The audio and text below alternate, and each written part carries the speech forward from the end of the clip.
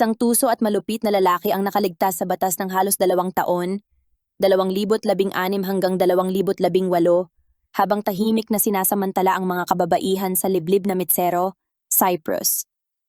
Ginamit niya ang isang online alter ego at ang kanyang posisyon bilang kapitan ng hukbo upang akitin ang mga biktima. Ang kaso ay natuklasan lamang dahil sa kakaibang pangyayari at pag-usisa ng isang grupo ng biker at mabilis na kumalat ang balita sa buong bansa. Sino si Nikos Metaxas at paano niya matagumpay na inabuso at pinaslang ang maraming kababaihan sa loob ng 2 taon? Lahat ng krimen ay isinagawa ng dating opisyal ng militar na naging isang malamig at kalkuladong serial killer. Ang kauna-unahang naitalang Cypriot serial killer at tumanggap ng pinakamabigat na hatol sa kasaysayan ng isla. Ngayong araw, tutungo tayo sa timog silangang bahagi ng European Union, sa bansang isla na kilala bilang Cyprus. Mahirap malaman kung saan magsisimula dahil sadyang kakaiba ang bansang ito. Bagamat matatagpuan ito sa kanlurang Asya, ang kultura at mga ugnayang pampolitika nito ay mas malapit sa Europa. Tanda ng presensya ng tao sa islang ito ang mga bakas ng kabihasnan na umaabot pa sa 10,000 BC, dahilan upang maging isa ito sa mga pinakamatandang sentrong pangkasaysayan sa rehiyon. Sa paglipas ng panahon, naging tahanan ang Cyprus ng iba't ibang makapangyarihang imperyo mula sa mga Romano, Ottoman hanggang sa mga Briton. Ngunit isa sa mga pinakakapansin-pansing aspeto ng bansang ito ay ang United Nations Buffer Zone. Isang walang taong teritoryo na nabuo matapos ang seryosong kaguluhan noong 1974, dulot ng pag-aaklas ng mga Griego at pagsalakay ng hukbo ng Turkey. Sa simpleng paglalahad, nagsagawa ng pag-aaklas ang Greek military junta upang pag-isahin ang Cyprus at Greece. Bilang tugon, makalipas lamang ang 5 araw, sinalakay ng Turkish Army ang isla alinsunod sa Treaty of Guarantee. Nagpatuloy ang labanan hanggang sa mapilitang ipatupad ang tigil putukan pagkalipas ng 3 araw dahil sa international pressure. Nahati ang bansa sa 2 bahagi na may UN buffer zone sa gitna dahil sa kaguluhan at hindi pagkakasundo. Hanggang ngayon, mahigpit ang presensya ng militar sa magkabilang panig ng hangganan, mga puwersang Turkey sa hilaga at puwersa ng Cyprus sa timog. Maaaring makadaan ang mga sibilyan sa ilang checkpoint, ngunit mahigpit na ipinagbabawal ang pagpasok sa mismong buffer zone. Nanatili itong isang tigang at tahimik na guhit ng lupa, isang sugat na patuloy na nagpapaalala sa madilim na kasaysayan ng bansa. Maging ang Nicosia International Airport, na nasa loob ng zone, ay nakatiwangwang at iniwanan mula noon. Maging sa mga satellite images, ay makikita pa rin ang mga iniwang eroplano, mga bakas ng isang biglaang paghinto ng buhay na minsan ay umikot sa paliparang iyon. Ngunit ang ating salaysay ngayon ay tumatalon mula sa kasaysayang iyon patungo sa timog na bahagi ng Cyprus, sa isang maliit na nayon na kilala bilang Mitsero, isang lugar na naging sentro ng isang malagim na serye ng mga krimen. Matatagpuan ang Mitsero sa mabatong rehiyon ng bansa, timog kanluran ng kabisera na Nicosia. Sa pananaw ng isang taong galing sa modernong lungsod, halos wala itong maiaalok. Sa populasyong humigit kumulang 713 katao, madali itong magdulot ng pagkabagot sa sinumang sanay sa abalang pamumuhay.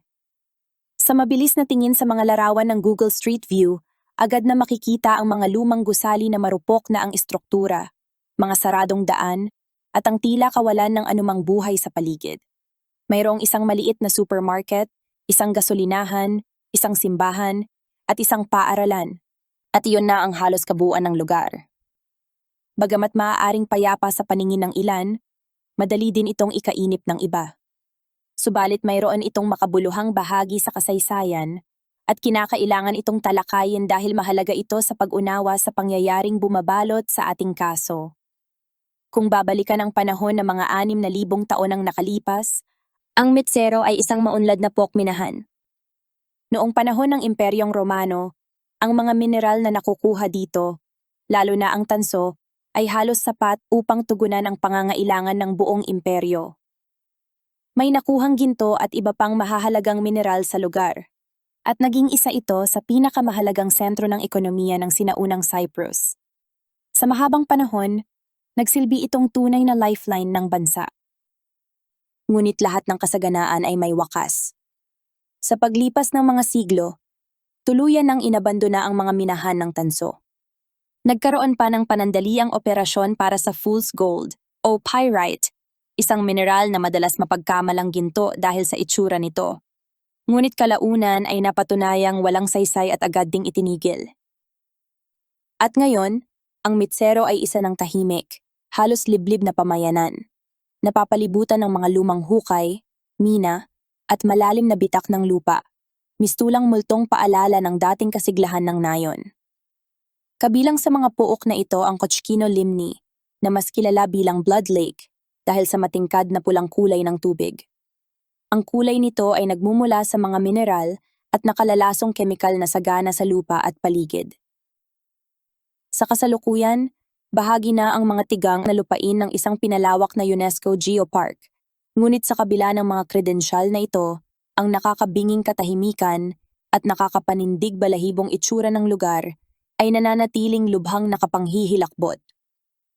Maaaring mas mahaba ang naging panimula para sa kasong ito kaysa sa karaniwan. Ngunit sadyang marami ang nakapagpapahanga pagdating sa bansang tulad ng Cyprus at maging ang maliit na bayang tulad ng Mitsero ay nagtatago ng sarili nitong mga lihim. Hindi nakatakataka na sobrang init ang klima sa rehiyong ito, kung saan ang temperatura ay umaabot ng 45 degrees Celsius o 110 degrees Fahrenheit. Dahil dito, bihira ang pag-ulan, lalo na tuwing tagsibol at tag-init, at halos imposibleng umabot sa 1 pulgadang ulan sa loob ng 1 buwan. Kaya naman noong April 2019, labis ang pagtataka ng mga residente nang biglang bumuhos ang kakaibang pag-ulan na nagdulot ng pagbaha sa paligid. Hindi gaanong naapektuhan ang mga nakatira sa mataas na lugar, ngunit ang mga nasa mababang bahagi, kabilang ang mga lumang hukay at minahan, ay napuno ng tubig. Kasabay ng pag-akyat ng tubig ay ang paglitaw ng sari-saring debris mula sa kailaliman. Para sa isang lugar na bihirang makatanggap ng higit sa 1 pulgadang ulan, napakakaiba ng sitwasyong ito. Nang tumigil ang ulan at unti-unting bumaba ang tubig, maraming kailangang linisin ng mga lokal. Sa kabutihang palad, hindi gaanong naapektuhan ang pagdagsa ng mga turista. Dahil sa kakaibang tanawin ng mga lumang minahan, bitak-bitak na lupa, at malungkot ngunit madaling mapuntahang mga pasyalan, patuloy na masigla ang turismo sa Mitsero tuwing tagsibol at tag-init. Pagsapit ng April 14, 2019, tuluyan nang humupa ang ulan at natuyo ang paligid ng lugar. Sa panahong iyon, 3 lokal na bikers ang nagtungo sa isa sa mga inabandonang mineshaft upang silipin ang lugar. Nalaman nilang isa sa mga paborito nilang pelikula ay kinunan doon, kaya't umakyat sila sa lumang scaffolding upang masilip ang nakalubog na bahagi ng minahan. Mula sa kanilang kinaroroonan sa itaas ng inabandonang minahan, napansin ng 3 bikers na natatakpan ang lugar ng kung ano-anong bagay. Nang maghagis sila ng bato pababa, nagkaroon ng kaunting galaw sa tubig na bahagyang nagbigay linaw sa kanilang nakikita. Dito nila napansin ang itim na plastic na bag na nakalubog sa putik. Hindi sila tiyak kung ano ang kanilang natuklasan, at isa pa nga sa kanila ang nagbiro. Baka bangkay yan. Ngunit nanaig ang pagiging mausisa. Bumaba sila sa lumang, nabubulok na hagdan at gamit ang isang patpat ay inusisa nila ang bag. Doon na nagbago ang lahat. 2 paa ng tao ang nakalabas mula sa plastic, nakagapos at labis ng naaagnas. Sa sindak napasigaw sila at agad na tumawag ng mga awtoridad. Sa unang tingin, nahirapan ang mga investigador na matukoy kung sino ang biktima. Batay sa kondisyon ng katawan, inakala nilang ito ay isang babaeng nasa gitnang edad, may maitim na buhok at payat ang pangangatawan. Ngunit kinabukasan, lumabas ang mga salaysay at ebidensya na nagbigay linaw sa pagkakakilanlan ng biktima. Ito ay si Mary Rose Tiburcio, isang Pilipinang nagtrabaho bilang kasambahay sa lugar. Iniulat siyang nawawala ng kanyang kasama sa bahay 11 buwan na ang nakalilipas noong May 2018. Mas masaklap pa, kasama ring naiulat na nawawala ang 6 na taong gulang na anak ni Mary na si Sierra. Nakatira pa rin malapit sa lugar ang ama ni Sierra na dating karelasyon ni Mary at lubharing nabahala sa pagkawala ng mag-ina. Ngunit bago pa man niya maproseso ang kanyang pagdadalamhati, inaresto siya ng mga pulis bilang pangunahing suspect sa pagpatay. Sa huli, napatunayang mali ang kanilang hinala. Habang sinusubukan ng mga investigador na tuklasin ang katotohanan sa pagkamatay ni Mary, sinuyod ng mga rescue team ang iba pang mga minahan at hukay sa paghahanap kay Sierra. Subalit pagsapit ng ika-5 araw ng kanilang operasyon, biglang naglaho ang anumang pag-asa dahil sa isang nakaririmarim na pag-amin. Matapos suriin ng mga awtoridad ang mga online messages ni Mary, nagdulot ito ng matinding hinala laban sa 2 sundalo mula sa National Guard. Malamang na sila ang huling taong nakaugnayan ni Mary bago siya mawala, kaya mabilis silang ipinatawag para sa investigasyon. Isa sa kanila ay agad na napatunayang walang kinalaman, subalit ang isa pang lalaki ang nagdala ng kwento sa isang mas madilim na direksyon. Kinabukasan, sa harap ng mga investigador, umamin siya sa pagpatay kay Mary Rose. Ngunit higit na nakakagulat ang sumunod. Makalipas lamang ang ilang minuto, umamin pa siya sa 6 na karagdagang pagpatay, na nagpatunay na siya ay isang serial killer. Umabot sa 7 katao ang kanyang sinabing pinaslang at lubos itong ikinabigla ng mga awtoridad. Napakababa ng antas ng krimen sa Cyprus, kaya kung totoo ang kanyang salaysay, siya ang kauna-unahang naitalang serial killer sa buong bansa. Ang pangalan ng lalaki ay Nikos Metaxas, 35 years old noon at nakatalaga sa National Guard. Si Nikos ay isang army captain, isang posisyon na may mataas na awtoridad at respeto sa lipunan. Kaunti lamang ang nalalaman tungkol sa kanyang kabataan. Ipinanganak siya noong 1984, isang Griego na may dugong Bulgarian.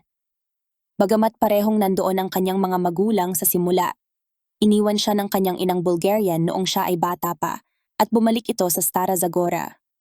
Kalaunan nagdiborsyo ang kanyang mga magulang at lumaki si Nikos na kasama lamang ang kanyang ama. Ayon sa mga salaysay, nagdulot ng matinding trauma ang pag-abandona ng kanyang ina. Ngunit nanatili siyang malapit sa kanyang ama at sa pamilya nito, kahit na hindi kailanman napag-usapan ng seryoso ang magulong bahagi ng kanyang pagkabata. Nagtapos si Nikos sa Evelpidon Military Academy bago tuluyang pumasok sa hukbong sandatahan, kung saan ipinagmamalaki niya ang kanyang tungkulin bilang isang armored officer. Kahit na dumaan siya sa regular na mental health assessments ng militar, wala ni isang indikasyon na siya ay mentally unfit. Gayunpaman, inilarawan siya ng ilang kasamahan bilang isang narsisistiko. Labis ang kumpiyansa sa sarili at may tendensyang gawing sentro ang kanyang sariling imahe. Nag-asawa rin si Nikos at nagkaroon ng 2 anak na may edad 6 at 7 taong gulang nang siya ay maaresto. Ngunit dahil sa mga hindi malinaw na dahilan, nauwi sa hiwalayan ang kanilang pagsasama at nanatiling mag-isa si Nikos. Hindi man kalayuan ang distansya sa kanyang pamilya, sapagkat maliit lamang ang isla ng Cyprus, ang 1 oras na biyahe ay sapat para lalong malayo ang relasyon niya sa mga anak. Sa mga araw ng trabaho, isa siyang opisyal ng militar. Ngunit tuwing Sabado at Linggo, kilala siya bilang isang mahilig sa fotografiya. Madalas siyang naglalakbay sa kanayunan upang kumuha ng mga larawan ng mabatong tanawin ng Cyprus.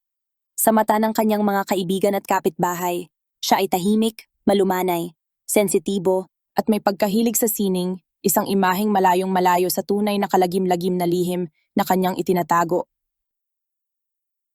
Sa likod ng kanyang katahimikan, umiiral ang kanyang madilim na katauhan. Ang katauhang tatawagin niya online bilang Orestes. Matapos mabigo ang kanyang kasal, muling sinubukan ni Nikos na pumasok sa mundo ng pakikipag-date, ngunit hindi sa paraang hayagan. Gumamit siya ng isang online na alias, Orestes, na sa Griego ay nangangahulugang mananakop ng mga bundok. Sa pangalang ito, lumikha siya ng iba't ibang pekeng social media accounts at kalaunan ay ilang pekeng dating profiles. Ginamit din niya ang pangalang Orestes sa Badoo, isang popular na dating app sa Cyprus, kung saan niya unang nakausap at naloko ang ilan sa kanyang mga biktima.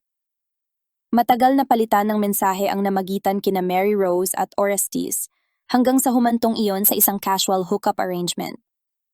At ang mga mensaheng ito ang nagbigay ng malinaw na landas para sa mga pulis na makilala siya. Tumanggap si Mary ng 12-dosenang mensahe mula sa kanya noong May 4, 2018, ang huling araw na nakitaan siya ng anumang aktibidad. Sa mga mensaheng iyon, nakipagkita siya kay Nikos sa gabing iyon, bago siya tuluyang naglaho. Para sa mga investigador, napakalaking red flag nito. Nang makipag-ugnayan ang mga awtoridad sa Badoo, nakumpirma ng kumpanya na ang account ni Orestes ay binura ilang buwan bago madiskubre ang katawan ni Mary. Gayunpaman, na-trace nila ang IP address at ibinigay ito sa mga pulis. Mula rito, natuklasan ng mga investigador na may Facebook account din sa pangalang Orestes na binura sa mismong araw na nakuha ang katawan ni Mary. Sa pagsusuri ng mga internet provider, parehong pangalan at IP address ang humantong sa iisang tao. Siya ay si Nikos Metaxas. May kakaibang pangyayari pa nang aarestuhin siya ng mga pulis. Bigla niyang binunot ang SIM card ng kanyang telepono at sinubukang lunukin ito.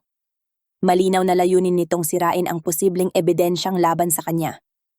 Sa kabutihang palad, wala nang saysay ang gagawin niya. Umiiral ang mga server, metadata at digital records at nasa kamay na ng mga awtoridad ang lahat ng kinakailangang impormasyon. Gaya ng nabanggit, mabilis siyang umamin sa mga krimen. Bagamat bahagyang nagpapakita ng pagkapahiya o guilt, inilarawan ng mga investigador ang kanyang mga pahayag bilang tuyo, walang emosyon, at walang kahit bahid ng pagsisisi. Pagkalipas ng ilang araw sa loob ng kulungan, nagsimulang lumabas ang buong lawak ng kanyang ginawa. Nang tuluyang nagpasya si Nikos na aminin ang lahat ng kanyang ginawa, isinulat niya sa isang 10 pahinang manipesto ang mga detalye tungkol sa kaniyang mga biktima, kung paano niya pinaslang ang mga ito at kung saan mahahanap ang kanilang mga labi. Habang nagpapatuloy ang investigasyon, natagpuan ng mga search team ang isa na namang katawan sa parehong minahan, kung saan unang natagpuan ang mga labi ni Mary Rose. Ang kanilang misyon ay hanapin ang anak nitong si Sierra, ngunit sa halip ay nadiskubre nila ang bangkay ng isa pang babae. Si Arian Palanas Lozano, isang 28 taong gulang na Pilipina na namamasukan bilang kasambahay sa Cyprus. Si Arian ay lumipat sa Cyprus upang makahanap ng mas maayos na kabuhayan. Sa panahon ng bakasyon ng kaniyang mga amo, nagpasya siyang humanap ng pansamantalang trabaho. Subalit nang bumalik ang mga amo noong unang bahagi ng August, hindi na nila siya muling nakita. Agad nila itong iniulat sa mga awtoridad, na nagtala ng July 21, 2018 bilang huling araw na siya'y nakita ng buhay. Ayon sa isinagawang autopsy, katulad ng unang biktima, si Arian ay pinaslang sa pamamagitan ng pagsakal matapos ang di umano'y consensual na pakikipagtalik, ayon sa salaysay ni Nikos. Dito nagsimulang mabuo ang malinaw na pattern ng kaniyang mga krimen, ang panginghikayat ng mga kababaihang banyaga, partikular na mga Pilipina sa pamamagitan ng dating app na Badoo, pagdadala sa kanila sa isang tagong lugar, at saka pagpatay sa paraang pagsakal. Noong April 25, 2019, sa parehong araw na isinulat ni Nikos ang kaniyang manipesto, natagpuan muli ng mga investigador ang isang nakagigimbal na tanawin sa paligid ng Oronda Firing Range, halos 8 milya sa hilagang silangan ng Mitsero. Isang ikatlong bangkay ang nadiskubre roon na kalaunay na kilalang isang babaeng migranteng mula sa Nepal na nagtungo rin sa Cyprus upang maghanap buhay. Nang matagpuan ng mga investigador ang ikatlong biktima, isang babae mula Nepal, tila lalo lamang lumalim ang misteryo. Ang kaniyang katawan ay itinapon ng walang pakundangan sa isang hukay sa liblib na bahagi ng Oronta Shooting Range. Pinaniniwalaang pinaslang siya noong summer ng 2018. Sa kasamaang palad, kakaunti lamang ang nalalaman tungkol sa kanyang pagkatao. Walang sapat na dokumento, larawan, o tala ng pagkakakilanlan. Sa ilang ulat, binabanggit ang pangalang Asmi Surkahayanu. Subalit ayon sa mga opisyal sa Cyprus, hindi pa rin siya opisyal na natutukoy hanggang ngayon. Matapos madiskubre ang tatlong magkakaibang bangkay, biglang sumiklab ang galit at pagkabigla ng publiko. Ang Cyprus, nakilala sa katahimikan at mababang antas ng krimen, ay noon lamang nakaranas ng ganitong karumaldumal na serye ng pagpatay. Sa isang bansang may matibay na disiplina, makulay na kasaysayan, at impluwensya ng militar, ang pagkakatuklas ng mga bangkay ay tila isang lindol na yumanig sa lipunan. Nagsimulang magtanong ang lahat, ilan pa kaya ang mga biktimang hindi pa natatagpuan? Ngunit, sa kabila ng matinding takot at galit, malinaw na simula pa lamang ito ng mas madidilim pang katotohanan tungkol kay Nikos Metaxas. Ang sagot ay unti-unting lumitaw sa lugar na kilala bilang Kochkino Limni o mas tanyag sa mga lokal bilang Blood Lake. Ang kakaibang kulay na tila dugo sa tubig ng lawang ito ay nagmistulang sumpa at kalaunay naging simbolo ng mga kasinungalingan at krimen ni Nikos. Ilang araw matapos siyang maaresto, siya mismo ang humiling sa mga investigador na dalhin siya sa Blood Lake. Mayroon daw isang bagay na dapat nilang makita. Pagdating sa hilagang silangang bahagi ng lugar, itinuro ni Nikos ang eksaktong lokasyon at inamin. Naroon ang mga bangkay ng 2 babae at 1 bata. Kaagad, nasinimulan ang masusing paghahanap. Sa tulong ng sonar equipment mula sa United States, nagsimulang sumisid ang mga diver sa madilim at mapanganib na tubig ng quarry. Gamit ang underwater cameras na may kakayahang kumuha ng malinaw na imahe hanggang 300 metro ang lalim, sinuyod nila ang ilalim ng lawang. May lalim na humigit kumulang 75 metro. Hindi nagtagal, natuklasan nila ang 2 malalaking maleta na nilagyan ng mga bloke ng semento upang tuluyang lumubog. Sa loob ng mga iyon, natagpuan ang mga bangkay, gaya ng inamin ni Nikos. Ang una sa mga ito ay si Livia Florentina Bunea, 36 na taong gulang na Romanian na namasukan bilang kasambahay sa Cyprus. Natagpuan ang kanyang katawan sa loob ng isang maleta. Sa isa pang hiwalay na maleta naman, natuklasan ang katawan ng kanyang 8 taong gulang na anak na si Elena Natalia Bunea. Pareho silang naiulat na nawawala noong September 2016, mahigit 31 buwan bago sila matagpuan sa kailaliman ng Pulang Lawa. Dahil sa haba ng panahong lumipas at sa kalagayan sa ilalim ng tubig, halos hindi na makilala ang kanilang mga labi nang tuluyang may angat sa pampang. Ipinanganak noong taong 1980 sa Bazar, Romania. Si Livia Florentina Bunea ay isang ina na may matinding pagnanais na makahanap ng mas maayos na buhay para sa kanyang anak. Sa pag-asang makakuha ng mas matatag na trabaho, lumipat siya sa Cyprus kasama ang kanyang 8 taong gulang na anak na si Elena. Sa pamamagitan ng dating app na Badoo, nakilala niya si Nikos Metaxas noong September 2016.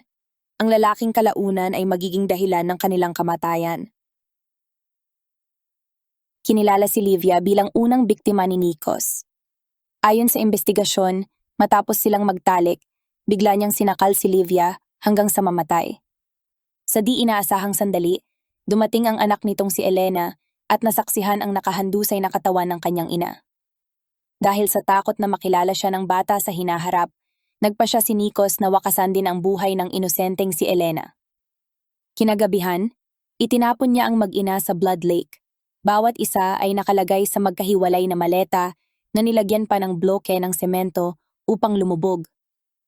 Bilang isa sa mga pinakanakakikilabot na bahagi ng kasong ito, isang turistang dayuhan ang dumaan sa tinaguriang Blood Lake noong June 2017 upang kumuha ng mga larawan at video para sa kanyang YouTube channel.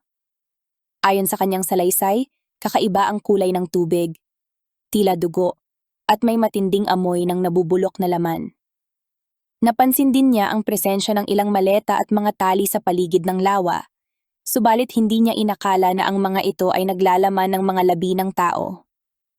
Ang naturang video na unang ibinahagi sa YouTube ay kalaunang tinanggal o nawala sa access ng publiko, ngunit nanatiling isang hindi sinasadyang patunay ng mga karumal-dumal na krimen ni Nikos. 2 araw matapos matagpuan ang mga labi ni Livia at Elena, muling sumisid ang mga diver sa parehong lawa. Doon nila nadiskubre ang isa pang biktima, si Maricar Valtez Arquiola, isang Pilipinang kasambahay. Tulad ng marami, lumipad siya patungong Cyprus upang makahanap ng trabahong makapagbibigay ng mas magandang kinabukasan sa pamilya, lalo na sa kanyang 2 taong gulang na anak na naiwan sa Pilipinas. Balang araw, pangarap niyang mapaaral ito sa isang maganda at ligtas na paaralan. Subalit noong spring ng 2017 ay bigla siyang nawala. 2 taon ang lumipas bago tuluyang natagpuan ang kanyang labi, at sa halip na kaginhawahan, labis na dalamhati ang idinulot sa kanyang pamilya ang pagkakatuklas na iyon. Sa puntong iyon, 3 pang bangkay ang nadagdag sa listahan ng mga biktima ni Nikos. Uminit ang galit at pagkasuklam ng mga mamamayan ng Cyprus. Ang Blood Lake ang naging sentro ng mga madilim niyang lihim. Ngunit hindi pa pala iyon ang katapusan. Si Mary Rose, ang unang nakitang biktima, ang nagpasimula ng lahat ng mga paghuhukay. Ngunit nananatiling isang malaking tanong kung nasaan ang kanyang anak na si Sierra. Sa loob ng halos 2 buwan mula nang maaresto, tumanggi si Nikos na ibunyag ang kinaroroonan ng bata. Hanggang sa kalaunan, sa gitna ng matinding investigasyon, inamin niyang makikita si Sierra sa isa pang lawa, tinatawag na Lake Mami, na matatagpuan sa kanlurang bahagi ng Mitsero. Isa na namang madilim na lugar na magbubunyag ng bagong yugto ng kanyang mga kasalanan. Matatagpuan ang Lake Mami mga 8 milya sa kanluran ng Kokino Limni o Blood Lake. Tulad ng iba pang lugar na pinangyarihan ng mga krimen ni Nikos, napakaliblib nito, malayo sa mata ng publiko at nakatago sa gitna ng katahimikan ng kalikasan. Noong June 12, 2019, pinayagan si Nikos na umalis muli sa kanyang selda upang samahan ang mga investigador sa paghahanap sa kinaroroonan ng labi ni Sierra, ang anak ni Mary Rose Tiburcio. Itinuro ni Nikos ang hilagang silangang bahagi ng lawa at doon agad nagsimulang sumisid ang mga dive team. Matapos ang mahigit 1 taon ng pagkalibing sa ilalim ng tubig, natagpuan nila ang bangkay ni Sierra. 6 na metro ang lalim mula sa ibabaw. Nakabalot ang katawan sa isang kumot at tinalian ng mga bloke ng semento upang lumubog. Sa wakas, matapos ang 59 na araw ng tuloy-tuloy na paghahanap, natagpuan ang lahat ng 7 kinilalang biktima ni Nikos Metaxas. Natapos na ang nakapangingilabot na proseso ng pagtuklas at sa unang pagkakataon, nakapagsimula na ang Cyprus na magluksa ng may kapanatagan at katiyakan. Sa kanyang pahayag sa media, ipinahayag ng presidente ng Cyprus ang matinding pagkabigla sa pagkakatuklas ng serye ng mga karumal-dumal na pagpatay laban sa mga kababaihan at kabataang immigrant. Ngunit hindi napawi ang galit ng marami. Libo-libong mamamayan ang nagprotesta. Binatikos ang mga awtoridad dahil umano sa kapabayaan, kawalang pansin, at kawalan ng malasakit sa mga migranteng manggagawa. At kung tutuusin, marami ang pumapabor sa ganitong pananaw. Sa isang bansang tahimik at maliit tulad ng Cyprus, mahirap isipin kung paanong hindi agad napansin ng pulisya ang sunod-sunod na pagkawala ng mga kababaihang may magkatulad na pinagmulan at kalagayan. Marami ang naniniwalang naging posible ang krimen na ito dahil sa ugat ng xenophobia sa lipunan, isang sistematikong diskriminasyon laban sa mga dayuhan, partikular sa mga manggagawang babae. Kung lamang ay naimbestigahan agad ang mga unang kaso ng pagkawala, may posibilidad na nasagip pa ang ilan sa mga naging biktima ni Nikos. Sa gitna ng tumitinding paninita ng publiko, sinibak sa pwesto ang hepe ng pambansang pulisya, at kasunod nito'y nagbitiw sa tungkulin ng kalihim ng katarungan. Pagsapit ng paglilitis, humarap si Nikos Metaxas sa 7 counts ng first-degree murder. Ngunit bago pa man ito umusad sa korte, Kinailangan munang suriin ang mahigit 700 personal na pahayag, ebidensya mula sa 5 crime scene, mga labi ng 7 biktima, at mahigit 400 pisikal na ebidensya na inihanda ng mga investigador. Isang napakalaking kasong nagdulot sa buong bansa ng takot, galit, at pagdadalamhati. Habang papalapit ang paglilitis, patuloy na dumarami ang mga ulat at ebidensyang kailangang suriin ng mga awtoridad. Ilang beses ding nagbago ang mga pahayag ni Nikos bago siya tuluyang humarap sa hukuman. Sa simula, balak niyang ipagtanggol ang sarili at itanggi ang lahat ng paratang. Sinabi pa niya sa mga investigador na pinatay niya ang 2 sa kanyang mga biktima dahil pinaghinalaan niyang ibinubugaw umano ng mga ito ang kanilang mga anak. Iginiit din niya ang palusot na pinaslang niya ang mga bata bilang isang uri ng awa upang umano'y iligtas sila mula sa kasamaan ng kanilang mga ina. Dagdag pa niya, pinatay raw niya si Maricar Valtez Arquiola habang sila ay nagtatalik dahil naalala niya si Livia Bunea. Ginamit din niya ang parehong dahilan sa pagkamatay ni Asmita, ang babaeng mula Nepal. Ngunit kalaunan, unti-unting nabunyag ang kanyang mga kasinungalingan. Nang mapagtanto niyang wala nang naniniwala sa kanya, tuluyan na siyang sumuko. Habang inihahanda ang kanyang 10 pahinang manifesto, sinabi niya, "Pagod na ako. Gusto kong makulong. Bigyan niyo ako ng papel para maisulat ang lahat." Habang lumilipas ang panahon, tila unti-unting bumigat sa kanya ang katotohanan ng kanyang mga ginawa. Matapos mapanood at mabasa ang mga balitang puno ng galit, takot at pighati, nagsimulang mabasag ang kanyang matigas na panlabas na anyo. Sa kanyang pahayag, inamin niya, "Ako ang gumawa ng mga karumaldumal na krimen na ito at inaako ko ang buong responsibilidad. Kung maaari ko lang ibalik ang oras, gagawin ko." Humihingi ako ng tawad sa mga biktima, sa kanilang mga pamilya, sa mga bata, at sa bansang Cyprus. Ako mismo ay hindi ko maipaliwanag kung paano ako nauwi sa ganitong kasamaan. Ikinuwento rin ni Nikos ang mga trauma ng kanyang kabataan na matagal na niyang kinikimkim, pati na ang umano'y impluwensya ng kasaysayan ng kanilang lahi kaugnay ng Greek genocide noong 1922.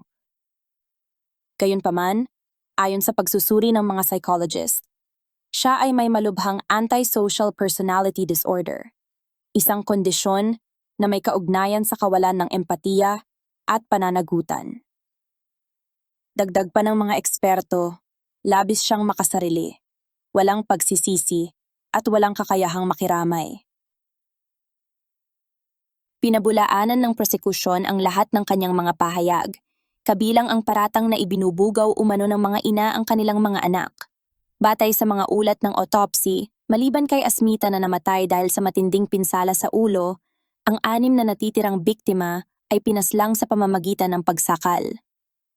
Noong June 24, 2019, hinatulan ng hukuman si Nikos Metaxas ng 7 habambuhay na pagkakabilanggo, 25 taon para sa bawat kaso, ang pinakamabigat na parusang naibigay sa kasaysayan ng Cyprus.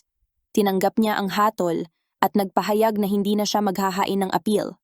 Ilang ulit din niyang iniaalok ang sarili bilang voluntaryong test subject sa mga eksperimento ng gobyerno, na tila tanda ng kanyang ganap na pagsuko sa kapalaran. Malaki ang naging epekto ng hatol sa buong lipunan. Nabigyang katarungan ang mga biktima at nagsimula ang bansa sa mabagal na proseso ng paghilom. Ngunit nanatili ang takot at pagkadismaya, sapagkat sa loob ng mahabang panahon, nagawang kumilos ng isang mamamatay tao sa gitna ng isang tahimik na lipunan.